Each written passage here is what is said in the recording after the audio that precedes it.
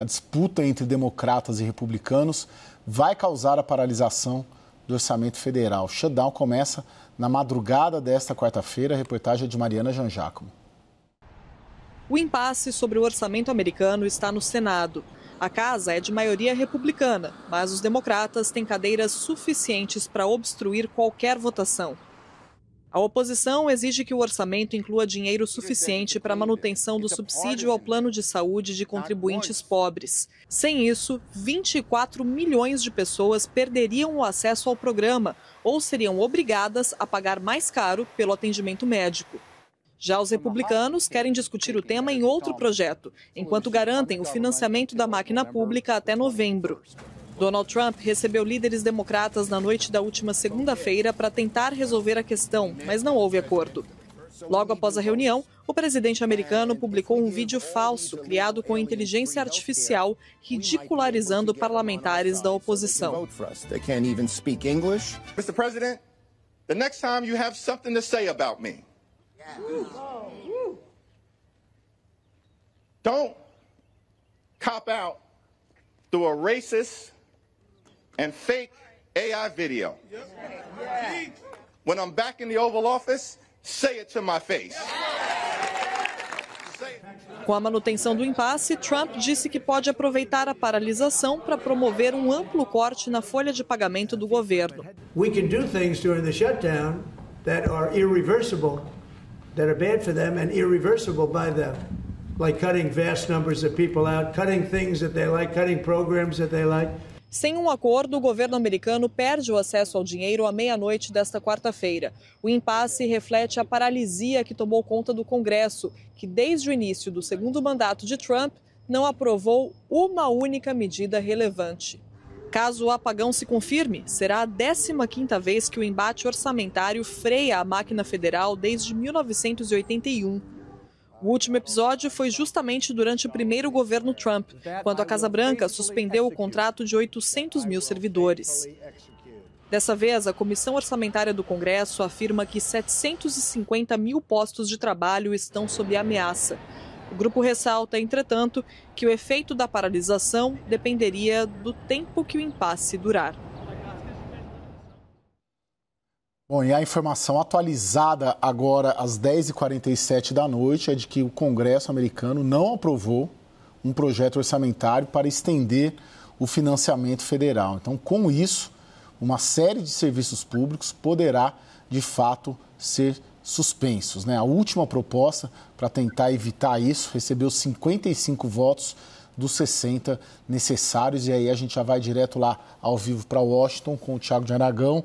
Thiago, isso significa o quê do ponto de vista tanto econômico quanto político? Olha, politicamente é uma derrota, claro, para o governo e é uma situação muito confortável para o Trump. Claro que ele pode fazer todas as ameaças e são ameaças reais. De fato, ele pode aproveitar, ele já demonstrou em situações que ele não teria nenhum problema em cortar determinados cargos, demitir determinadas pessoas e depois ver isso na justiça, como que seria. A prática é ruim, é uma situação muito ruim. Agora, o peso disso, foi bem colocado na matéria, isso depende de quanto vai durar. Se tivermos uma solução nas próximas 24, 48 horas, mesmo essa semana, acaba sendo um efeito muito controlado, que não vai gerar tanto problema assim. E se tivermos uma solução essa semana, é uma ação de força do Trump. Mas faltam 5 votos. O governo ele não tem disponibilidade grande para negociar no momento, ele tenta mais pressionar os democratas e tem que ver até que tempo os democratas vão conseguir resistir. A pauta é da saúde, mas também existem algumas outras pautas por trás. É isso. Está muito interessante acompanhar esse negócio. Primeiro que o mundo está respirando aliviado, porque o que está sendo discutido é a execução orçamentária, não passa pelo financiamento da dívida pública americana, como o caos que o mundo inteiro viveu em 2011, e depois uma briga durante o governo Biden no último ano, né? Mas ainda assim gera preocupação, mas o debate está muito interessante porque a linha fina que separa o interesse do Trump e o interesse dos democratas, essa linha é muito frágil e ela é muito volúvel, porque assim, os democratas querem recuperar a perda dos gastos com saúde, que aquela Big Beautiful Bill que os Estados Unidos, que o Donald Trump quis aprovar, cortou, então é uma imposição deles. Ao mesmo tempo, o Trump queria o momento perfeito, como disse o Thiago aqui, para acabar com departamentos, demitir gente que ele não gosta, sem precisar enfrentar a justiça. Então, politicamente, o shutdown que sempre colocou tanto o Congresso quanto o governo na parede, agora está servindo de trampolim para uma plataforma política, o que não tinha acontecido das outras vezes. O maior shutdown que os Estados Unidos viveu foi exatamente no governo Trump, entre finalzinho de 2018 e início de 2019. Os Estados Unidos passaram Natal e Ano Novo naquela transição, sob um shutdown fortíssimo. Ali houve perdas importantes. Trump não queria abrir mão dos 5,5 bilhões para construir um muro na fronteira com o México. Ele precisou recuar. Ele teve que recuar. Mas, como me disse hoje, Caio, um economista de uma das maiores entidades econômicas financeiras do mundo, com quem eu conversei, ele disse assim, a diferença é que lá em 2018, no primeiro governo Trump, o secretariado, o governo de Trump, não queria bagunça. Esse quer. Sim. Ô, Thiago, você colocou na sua primeira intervenção que as próximas 48 horas, 24 horas são cruciais. Que tipos de movimento, tanto por parte do governo quanto por parte da oposição democrata, nós devemos por aqui nos atentar?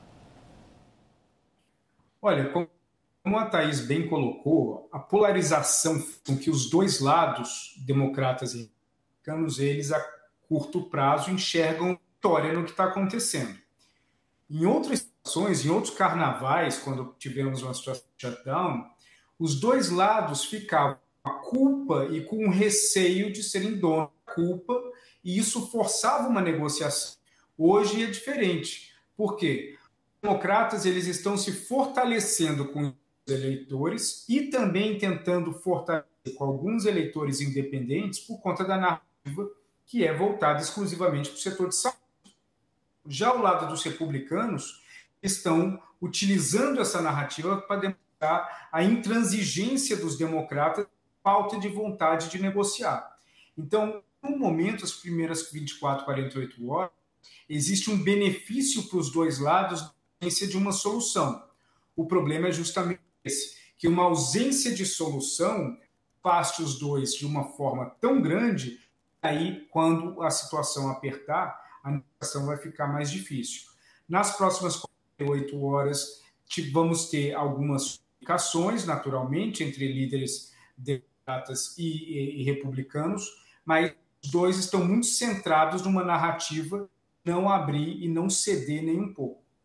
Ô, Thaís, agora ao longo do dia, dólar, pelo menos aqui no Brasil, ok, bolsa ok.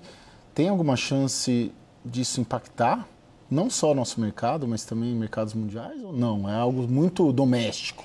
Tem, não necessariamente por uma disputa de onde gastar, mas com o shutdown, os departamentos de estatística do governo fecham, suspendem.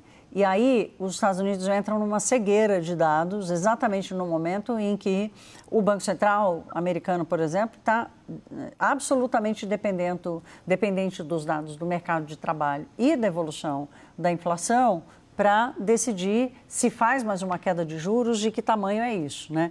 E com o shutdown, se ele realmente começar daqui a pouco, sexta-feira já não sai o payroll, que é o dado de emprego mais importante, né? O que traz as informações mais quentes do mercado de trabalho dos Estados Unidos. Semana que vem tem o CPI, que é o índice de consumo de preços ao consumidor nos Estados Unidos também. Então, como me disse um economista, né, esse mesmo com quem eu conversei, sem dados, mais volatilidade, né? Então, pode provocar, sim, volatilidade nos mercados, porque perde-se a base para acompanhar a evolução da economia e, portanto, antecipar o que o Banco Central pode fazer. Imagine se isso vale para o mercado, a cegueira vale também para o Banco Central, né? Sim. Ô, Thiago, para finalizar, do ponto de vista doméstico, algum impacto no curtíssimo prazo já é esperado, um impacto econômico? Claro que você tem uma situação onde inúmeros funcionários vão ficar em casa.